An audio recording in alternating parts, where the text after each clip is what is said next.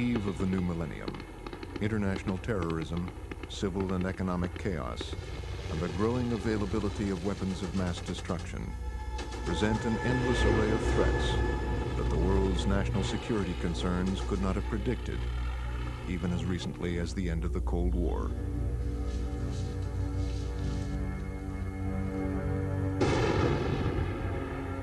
One unit experienced in unconventional special operations missions is the U.S. Navy SEALs, a classified maritime special operations unit trained to respond to conflicts around the globe.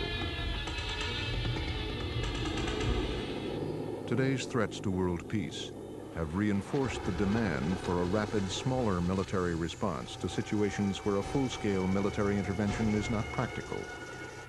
These situations are known as conflicts other than war.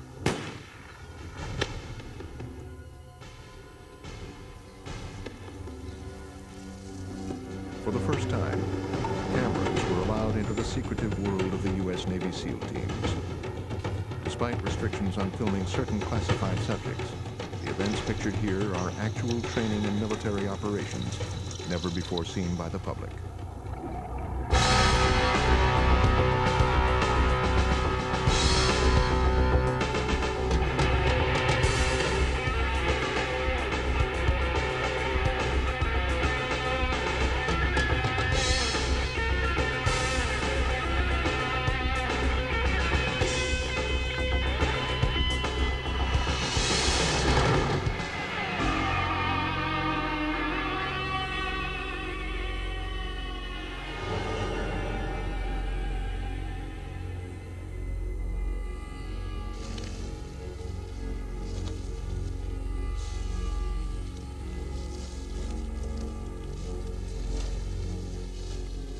With a muster of less than 2,500 men, the U.S. Navy SEALs is the smallest American Special Operations combat force.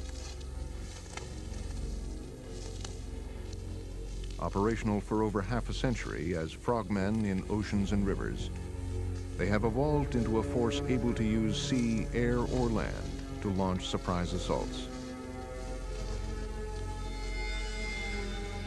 The modern SEAL has earned a reputation as a well-trained, unconventional commando force. The thread that runs from the Vietnam War through the Gulf conflict is conflict. That's what it is, whether it's conflict in the 1800s, conflict in the 21st century. How does that individual deal with some of the mind-numbing fear that they are going to encounter when they put themselves in harm's way? It doesn't matter that harm's way comes from a bow and arrow, or harm's way is going to come from an inbound TLAM or some other sort of missile. It's that basic conflict. Indecisiveness kills more men in combat than anything else. Aggressiveness, my God, by the nature of what we do, if you're not aggressive, I mean, you have a gun, you're going out there to wreak a little havoc, so it'd probably be very important that you be aggressive.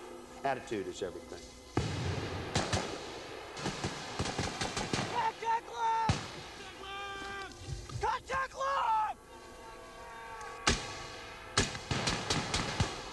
It is said that no plan ever survives first contact with the enemy.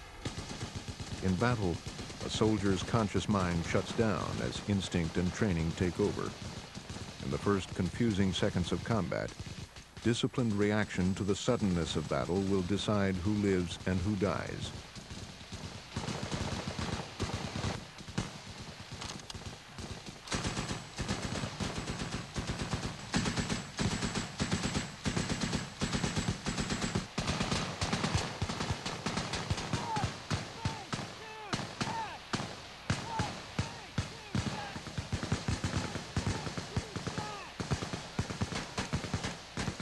This SEAL squad is practicing a coordinated leapfrog movement using live ammunition. Their tactic, while basic in concept, becomes complex under live fire.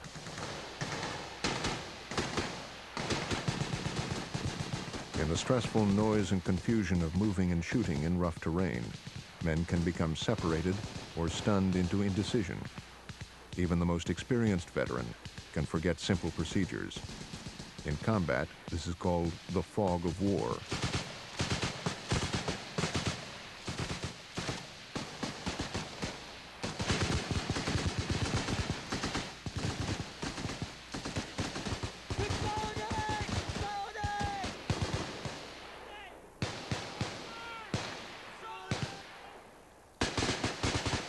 survive as a unit, each man in a SEAL squad must know how to recover his senses and adapt to a chaotic situation.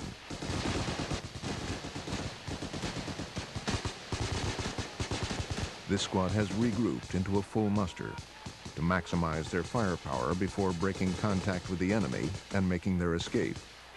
This is called finding the door.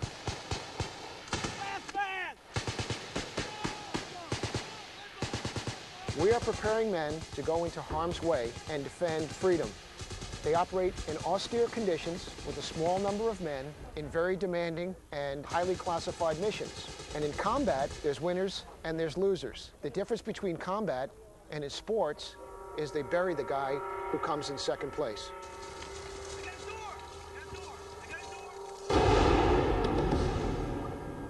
Navy SEALs operate primarily in the ocean, a violent and unpredictable environment. Underwater operations require the ability to control fear. At night, in cold water, staying focused is key to survival. There are a lot of organizations who have a good reconnaissance capability. They can put 4 men into enemy territory and communicate back. And what makes us different from them? We get in the water regularly here. That's the thing that sets us apart. You have a lot of people that do carry guns on land, that can do anything on land. But the minute you mix them with water, that's when you're going to get the fear factor up. You get underneath the ship at night, you can't see anything. If anything goes wrong underneath the ship, you have no air. I think that's when you start mixing things in, is when you can't breathe and you're underwater. That's when you'll start having fear. I don't know who started the idea that SEALs always want to get in the water. I know most SEALs I know, last thing they want to do is get wet. But when your mission does include being in the water, that is our bread and butter, and that's what we do. When it went in cold, I can't think of any frogman that really likes that. Usually the dives are 3 hours long or 2.5 hours long, and turtlebacks and all other stuff. You can be out there all night, but it's fun to watch newer people get under there who think, you know, it really sucks under there, especially if it's no moon and no lights. You know, then it gets kind of dark and scary.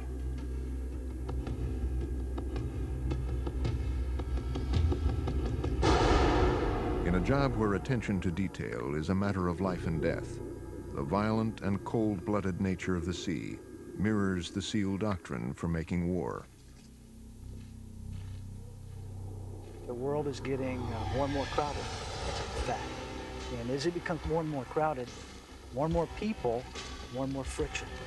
More and more friction is not going to be on the high end of the spectrum, in my opinion. It's going to be on the low end. And the low end is our business. You can see the movement as far as the teams going from not only guerrilla warfare, going into, I don't want to say so much of a conventional warfare, but more of an urban warfare.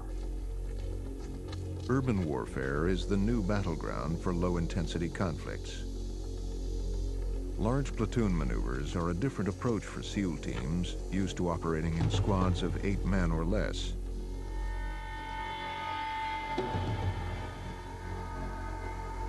Mock urban settings like this one allow 16 and 18-man SEAL platoons to practice new tactics in settings far different from the jungles of Vietnam or the deserts of the Gulf War.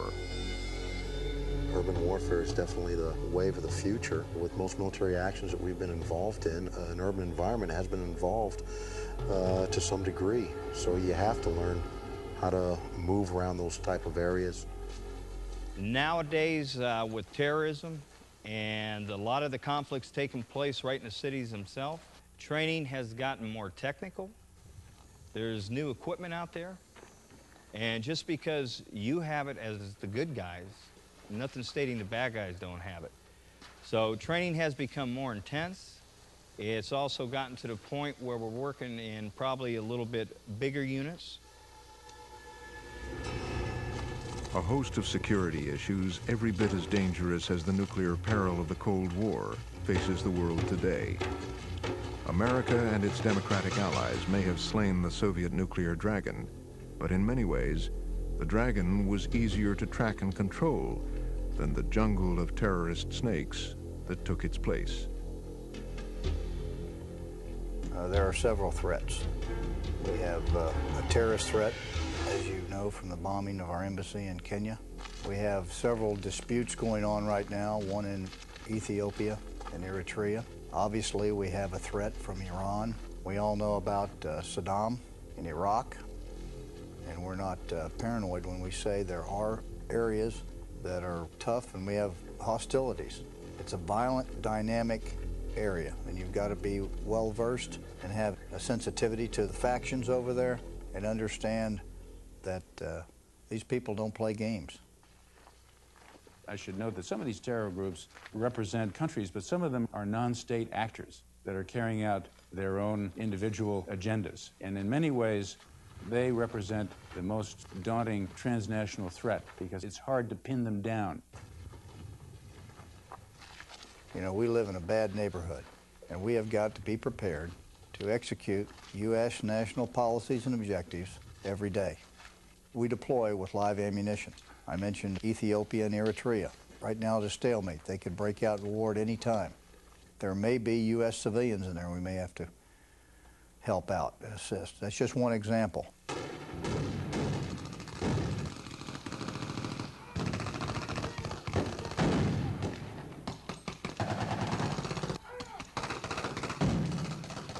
These smaller geopolitical war zones are battlefields where enforcing the peace has become as deadly as fighting a war.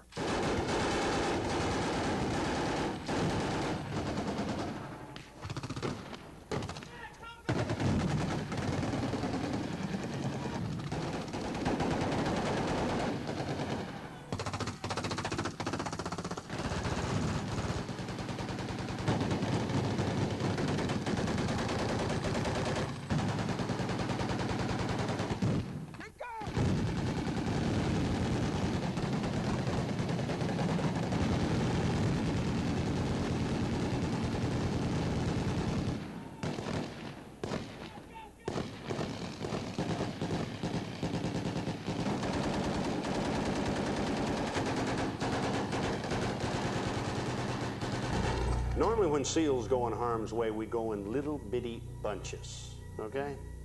One man's got to eliminate a lot of people in a very short period of time. Combine the whole squad doing that, giving no quarter. That's how you survive. That's how you stay alive in our business.